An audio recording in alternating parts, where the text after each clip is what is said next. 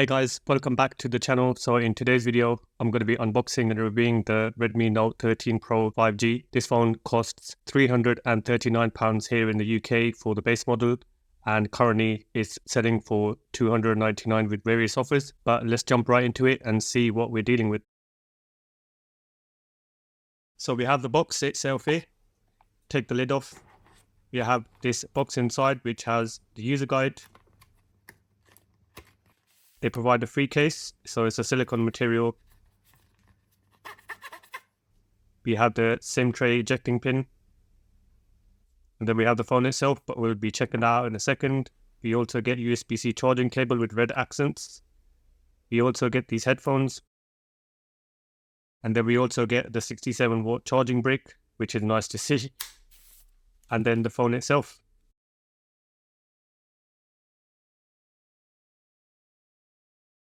So we have a 6.67-inch screen up front with reasonably thin bezels. Round to the right, we've got the volume buttons and then the lock button here. Round to the bottom, we have the SIM tray, which is dual SIM, no expandable storage here. Microphone, USB-C charging port and speaker. Left side, we have nothing. Around the top, we have the headphone jack. And we have another speaker, a microphone and an IR blaster. 16-megapixel camera with the earpiece on the front here. And then around the back, we have the 3-camera layout with flash and this kind of nice color shifting back, and the back is made of glass. So let's just do a durability test. Squeeze it about a little bit and seems solidly built. I'm not hearing any creaks or groans.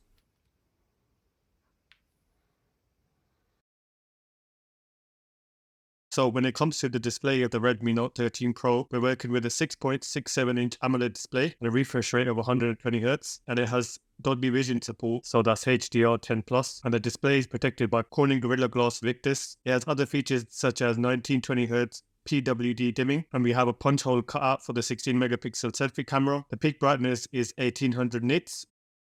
In the settings, we just got your usual stuff here: brightness level, automatic brightness, sunlight mode for a brighter screen. Pick your refresh rate if you want, 120Hz or 60. And also has always on display, so you have loads of customization options in here. Nice to see that. And you can really drill down into how you want to customize it. For example, we have notification alerts. You can pick from these. And then, like I said, loads of stuff: raise to wake, wallpaper carousel, lock screen clock format. So let's check out the viewing angles, which is typical of what we get on the AMOLED display. Slight shift in temperature there, so it goes a light blue kind of tint to it, but that's expected. Outside, brightness on here is fine, peak of 1800 nits. We have wideband level 1 support on Netflix for your streaming app, so that's good to see, and HDR10 support. So he knows that this bearded seal is nearby. Insane today? At least let me be insane with Jessica. I can't let you do that, Morty. Give it to me. No, No. you give it to me. Oh, wait, no wonder. There's another real human in the simulator. Okay, Jerry. Big pitch meeting. Take a break. The abductions department. Hey man, abductions just follows the acquisition order. Don't put this on acquisitions. For YouTube playback, we have support for up to 4K 60 frames per second.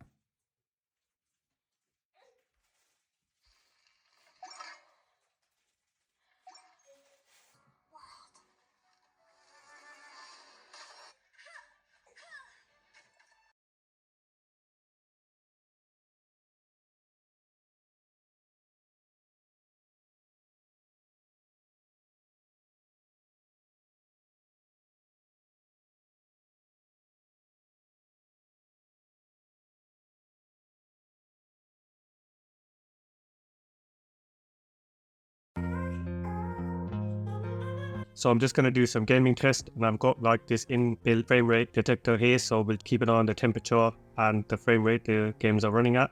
So we'll start up with Genshin Impact, and this is on the low graphics setting. And I'm going to jump in and just leave that for low on the graphics, but bump up to 60 frames. And I've got my stopwatch there, so you can keep an eye on how long I've been gaming on here.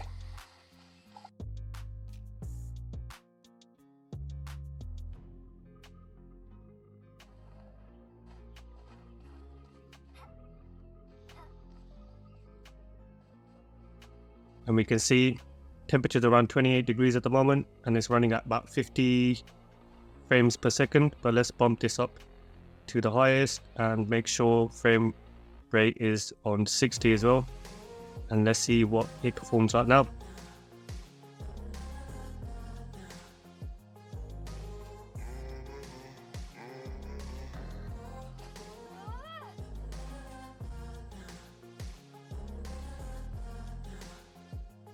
So around 10 minutes, temperature's gone up to 36 degrees and hitting around 20 to 30 frames per second. So it's not going to be the smoothest, but 30 frames is still reasonable. So after that, we're on 55% of battery life. And then we'll check out Yeager. So I'm just going to bump everything to the highest frame rate, highest graphics, and we'll have a little play and see what that's like.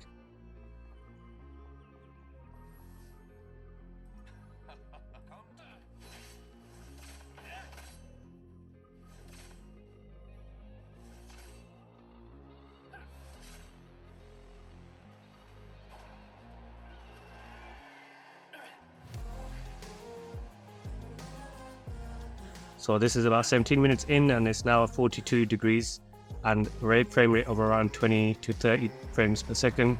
And I can feel the phone's warmed up quite a bit.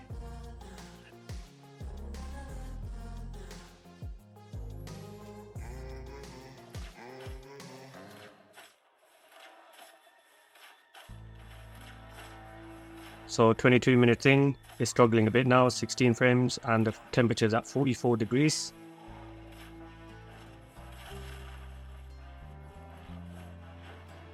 We'll jump out of here and see what the battery life has been like. So we've dropped down to 48%, so we lost 8% of battery day, which is reasonable, and the phone still works absolutely fine, even though it does feel quite warm in my hand at the moment. So not exactly a gaming phone, but you can game on here with reasonable graphics and frame rates. So for performance, the phone's working with the Snapdragon 7S Gen 2 chipset, which is a 4nm processor, and we have memory extension, so you can extend that with 8GB of additional RAM. And then we'll have a look at benchmarks, what you would expect across the board really. Nothing like crazy good, but for a mid-range chip, does the job and works absolutely fine. Work performance score here. And then browsing around the phone, it gets what you need to get done for your daily tasks. Might be a few seconds of wait time for loading apps, runs what you would expect for a mid-range phone.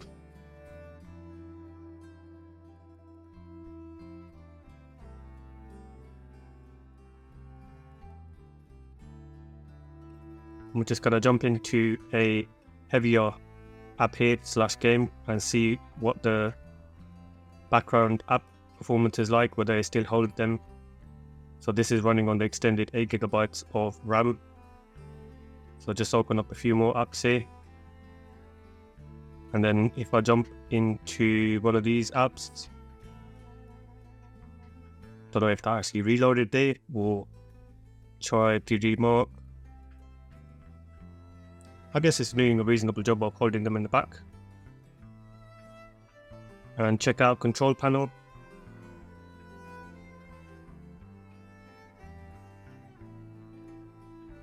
And then we also have, your built-in multitasking, split screen and floating windows, so you can pick from a bunch here. So we'll have a look at split screen. Again, works absolutely fine. Might be a little lag here and there with certain things, but as to be expected. And then we'll have a quick look at connections and stuff. So you got Me Share here, so you can share stuff between devices. We've got casting to different devices there. You have your printing, and then usual stuff, VPN, NFC, wireless display. Password and security, we have face unlock, screen unlock, and fingerprint, and the fingerprint readers works absolutely fine, fast enough.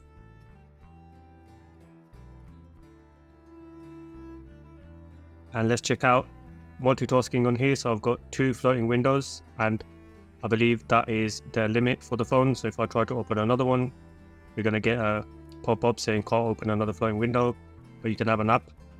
running in the background with 2 floating windows, so might get a bit crowded on the screen, but you can do that if you wanted to. And I think I've got a notification pop up there, so I need to clear that. So yeah, you just have to be moving stuff out of the way if you want this many windows open.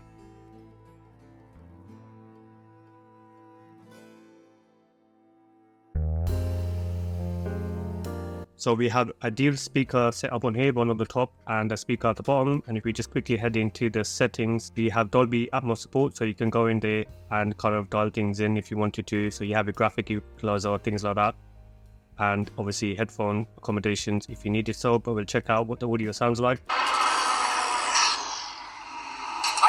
that's 20 minutes now of gaming.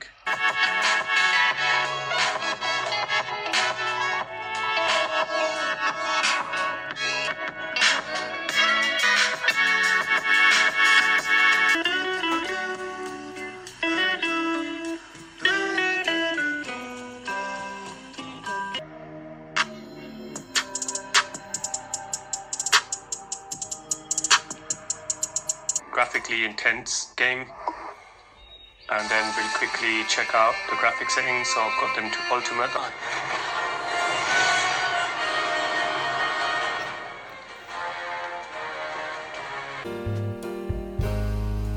So the Redmi Note 13 Pro has a large 5100 mAh battery, which can last a whole day of heavy use, and that's exactly what I got.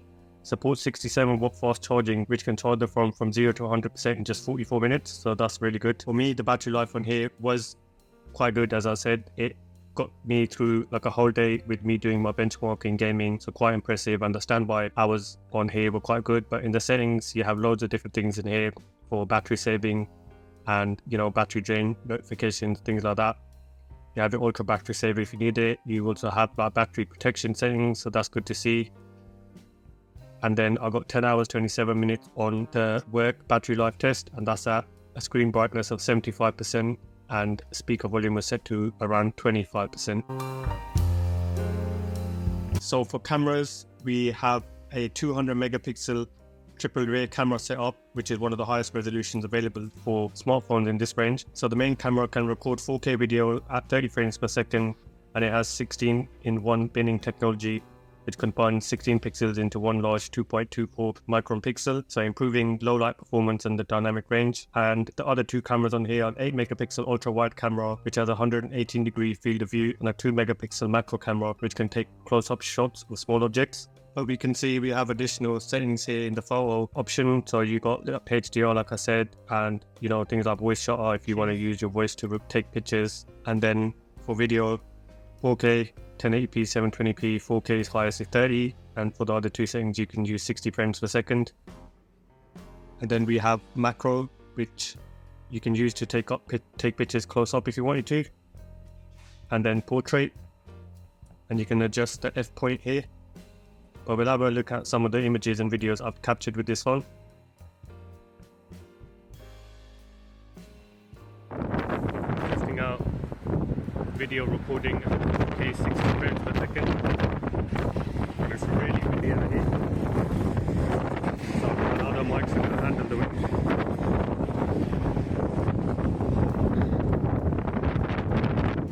Mic check, mic check.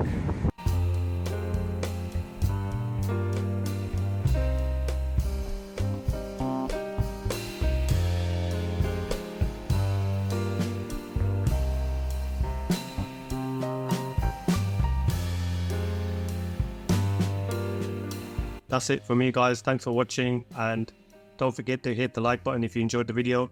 If you aren't subscribed, please hit that subscribe button, and I'll catch you in the next one. Take care.